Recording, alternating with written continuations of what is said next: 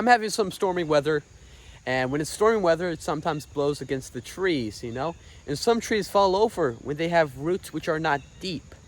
But trees like this, which are very large and have very deep roots, the roots are what hold it together. The roots are what causes it not to fall down when the storm comes. It may blow a little bit to this direction, that direction, but it stays firm and it stays, solid and intact and safe. And so are we. When the storms come, we should be rooted deep in Christ. Deep, deep. So when the storms come and when the storms rage, that we won't be toppled over, we won't be succumbed to the storm, but we will be anchored and rooted deeply in Christ and prepared.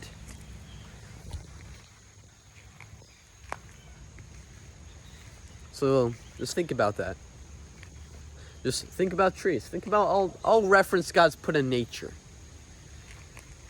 Maybe God will tell you some fancy things. I know God will tell you some good references about us in nature. Just like a tree has to stay anchored into the ground by its roots, by its connection to the earth. It's the same way in life we must be anchored and in deep connection with God. We need to. God created us to be with Him. It's like we cannot endure without Him.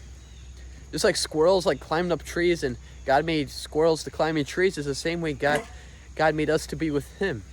If there was no trees, squirrels would not have the best time, but there are trees, so squirrels can climb up the trees, and God created us to be with Him. And so when we feel lost, that's because we're not with Him. Not because you're a bad person or anything, but because we're just made to be with Him. So draw near to God, have your roots anchored in Him. I'm having some stormy weather, but I know the majority of these trees will not be, moved and won't fall over because they have roots deep into the ground. So how deep are your roots with God, and how much are you trying to get those roots deep? Because God will naturally deepen these roots in Him in our lives. So it's just submitting and allowing God.